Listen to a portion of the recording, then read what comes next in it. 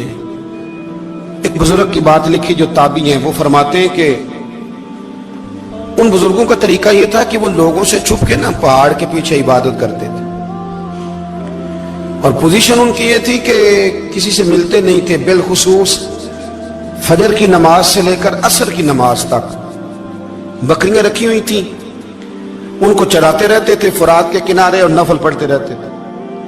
اس وقت کو ملنے بھی نہیں آتا تھا۔ ایک شخص بڑی دور سے ان کی شہرت سن کے آیا، میں نے تو ملنا ہے۔ لوگوں نے کہا وہ اس وقت نہیں ملتے، ناراض ہوتے ہیں۔ اس نے کہا اللہ کا بندہ ہے نا، ناراض ہو بھی جائے گا تو لمبا ناراض رہے گا نہیں، اللہ والے جلدی راضی ہو جاتے ہیں۔ پہنچ گئے۔ اب وہ بابا جی نماز پڑھ رہے تھے تو کہتے میں نے عجیب منظر دیکھا کہ بابا جی فرات کے کنارے نماز پڑھ رہے ہیں اور ایک بھیڑیا ان کی بکریوں کی حفاظت کر رہا ہے۔ کہتے میں حیران رہ گیا کہ بھیڑیا تو بکریاں کھایا کرتا ہے اور یہاں چرا رہا ہے۔ کہتے میں جب گیا تو بابا جی نوافل میں مشغول تھے، مجھے دیکھ کے کہنے لگا اس وقت کیوں آئے؟ میں نے کہا حضور اگر آئے گیا ہوں تو پھر مہربانی کرے قبول فرما لیں۔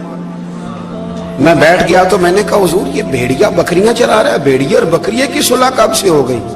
تو فرماتے ہیں لمبی تقریر نہیں، ہلکا سا جملہ۔ فرمانے لگے جب سے بکریوں کے مالک نے رب سے صلح کر لی ہے نا، تب سے بھیڑیوں نے بھی بکریوں سے صلح کر لی ہے۔ بکریوں کے مالک نے رب سے صلح کر لی، گناہ چھوڑ دیے، اس کی فرما برداری میں آ گئی۔ اب پھر اسے بکریاں چلانے کی ضرورت نہیں رہی، بکریاں نہ اب بھیڑیا چراتا ہے۔ کہتے ہیں میرے اوپر کپ کپی طاری ہو گئی بزرگوں کی بات سن کے، اور مجھے پیاس لگی اور خواہش آئی کہ پتہ نہیں اب بابا جی کچھ کھلائیں پلائیں گے بھی کہ نہیں، بابا جی کچھ کھلائیں گے بھی کہ نہیں۔ کہتے میرے دل میں خیال تھا تو بزرگوں نے نا ایک لکڑی کا پیالہ، ان کے پاس وہ غار میں بیٹھے تھے تو ایک چھوٹا سا پتھر تھا، اس کی ڈھلان بنی ہوئی، بابا جی نے اس کے نیچے لکڑی کا پیالہ رکھا، وہ رکھا ہی تھا تو وہ دودھ سے بھر گیا۔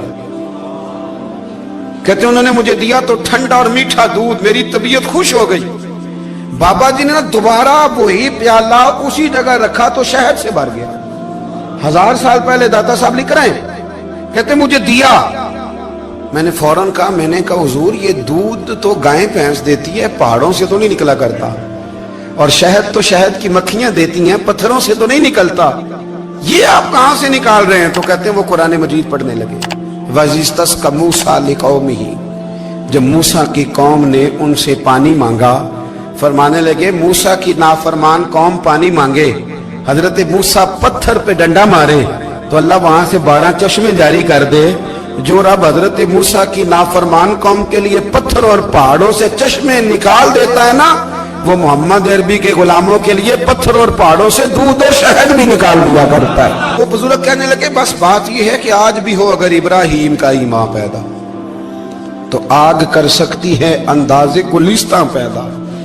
کہنے لگا حضور پھر میرے لیے بھی دعا کریں۔ آپ فرمانے لگے پھر دعا نہ کرا تو مدینے والے کی غلامی شروع کر، تو نبی کریم کی غلامی شروع کر، تو رسول پاک کی غلامی شروع کر۔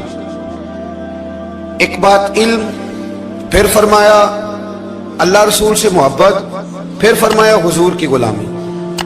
اس سے سارے مکاشفات کھلیں گے، اس سے سارے مشاہدات کھلیں گے، اسی سے کرامتیں ملیں گی، اسی سے مقبولیت ہوگی، اسی سے اللہ نبی کی بارگاہ میں درجہ ملے گا۔ پھر داتا صاحب آگے بڑھتے اور داتا صاحب فرماتے صوفیاء کی ایک جماعت ہے جو کہتی ہے ہم نے تو کبھی اپنی زبان پر دکھ بیان ہی نہیں کیے، ہر شے اپنے رب رسول کے حوالے کر دی، ہر شے اللہ رسول کے۔ اور داتا صاحب کہتے ہیں کچھ ایسے بھی ہیں جو دعا بھی نہیں مانگتے، لوگوں کے لیے مانگتے ہیں، اپنے لیے نہیں مانگتے۔ آپ دعا کیوں نہیں مانگتے؟ تو کہتے ہیں اللہ کو تو پتہ ہی ہے ہمیں کیا چاہیے، اسے تو پتہ ہی ہے۔ ایک بزرگ کی بات لکھی ہے داتا صاحب نے، میری جماعت میں نا مزاج ہے کرامتوں کا، مجھے وہ ساری باتیں بھی آتی ہیں کہ ایک بندہ کراچی سے آیا، داتا صاحب حاضری دی تو اس کی لاٹری نکل آئی، یہ بھی مجھے آتی ہے، لکھی پڑھی ہے میں نے، کتابوں میں ہے یہ بھی۔ ایک بندہ، یہ ساری باتیں نا آتی ہیں کرامتوں میں، بڑی ساری چیزیں لوگ بیان کرتے ہیں کہ میں وہاں آیا اور میں نے حاضری دی تو موج لگ گئی، یہ ساری باتیں آتی ہیں۔ ہمارے پرانے بزرگ اور بھی قصے سنایا کرتے تھے، ساری ہمیں چیزوں کا پتہ، پر جو عنوان ہے نا وہ حضرت شیخ ابو نور کہتے ہیں کہ ایک بندہ داتا صاحب کے مزار پہ گھوم رہا تھا، داتا 10 روپے دے، 10 روپے دے، 10 روپے دے، تو ایک بندہ بڑی دیر سے اسے دیکھ رہا تھا، وہ کہنے لگا داتا نے تجھے کیا دینا ہے، ادھر آ، میں اس نے 10 دیے، बंदा बड़ा हसीन था, हंस पड़ा, कहने लगा दाता तेरे भी सदके जाऊं। दिन आने लगा तो मुनकर से ही दिलवा दिए, जो नहीं मानता उसी से दिलवा दिए। वो बड़ा परेशान हुआ, मैं और चक्कर में था, इसने मेरे ऊपर ही जड़ दी है बात। कहने लगा दाता तेरे सदके जाऊं। तो ये सारी बातें किताबों में मौजूद है, लोगों ने अपने अपने मुशाहिदात जो जिसके साथ पेश आया उसने बयान किए हैं। बहुत सारी बातें काबिले बयान हैं, पर जो उन्वान है मैं उस पर रहना चाहता हूं। दाता साहब रहमतुल्लाह अलैह फरमाते हैं, हमारी तालीमात हैं कि अपने दुख दर्द दुनियादारों से बयान नहीं करने, सवाल का दरवाजा लोगों के सामने खोलना अल्लाह वालों से कहेंगे कभी कहना होगा तो दुनियादारों से कहना। कहते हैं शेख अहमद नाम के बुजुर्ग थे, सारी जिंदगी किसी को काम नहीं बताया, सारी जिंदगी बड़ी मुश्किलात आई, पर कभी अपनी जात पर सवाल का दरवाजा नहीं खोला। एक ऐसी मुश्किल आई कि जो हल ही नहीं होती थी, किसी ने उन पर कोई इल्जाम लगा दिया। अबू मुस्लिम नाम का एक बादशाह था, उसकी हुकूमत थी, उसने पकड़ के कैद में डाल दिया। अब कैद में है, जुर्म लग गया है, फर्दे जुर्म आयद हो गई है, जेल में है। लोग कहने लगे हजरत जी अपनी सफाई में कुछ कहें, और मानने लगे सारी जिंदगी बंदों से कुछ नहीं कहा। अल्लाह रसूल को पता है मैं बेगुनाह हूं, मुझे कहने की जरूरत नहीं। दाता गानी बख्श अली हजवेरी ने लिखा है, दाता साहब कहते हैं तू यकीन कामिल तो पैदा कर, तू ईमान तो पुख्ता कर। दाता साहब कहते हैं वो अबू मुस्लिम जो बादशाह था वो नेक आदमी था, उसे रात को ख्वाब में नबी करीम की जियारत नसीब हुई, और हुजूर सैयद आलम सल्लल्लाहु अलैहि वसल्लम फरमाने लगे तूने अल्लाह का एक नेक बंदा जेल में डाल दिया, डर नहीं आता, वो तो बेगुनाह है। बादशाह आधी रात को खुद उठा।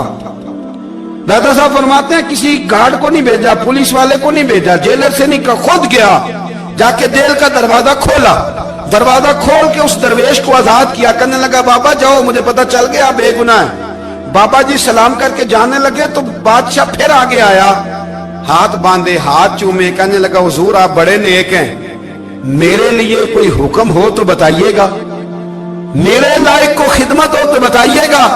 तो शेख अहमद फरमाने लगे तुझे अभी भी समझ नहीं आई, तुझे अभी भी नहीं समझ आई। कहने लगा हुजूर क्या? फरमाने लगे जो तहज्जुद के वक्त तुझे उठा के मुझे रिहा करने भेज सकते हैं वो मेरी कोई जरूरत बाकी रहने देंगे? मुझे कोई जरूरत पड़ेगी किसी और को कहने की?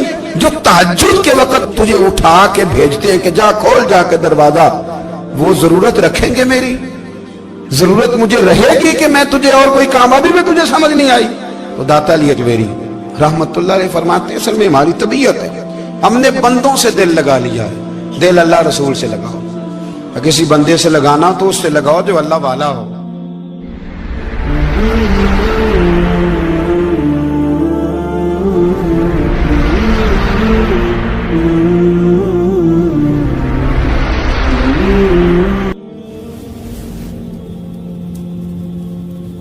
ये वाला रंग तेरे अंदर कोई नहीं।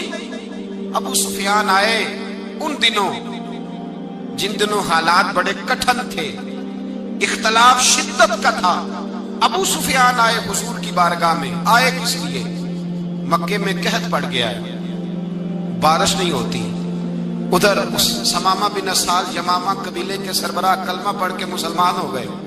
सारी गंदम उस कबीले से आती थी। समामा कहने लगा तुम मेरे मुस्तफा को नहीं मानते, कोई गंदम नहीं, भाग जाओ।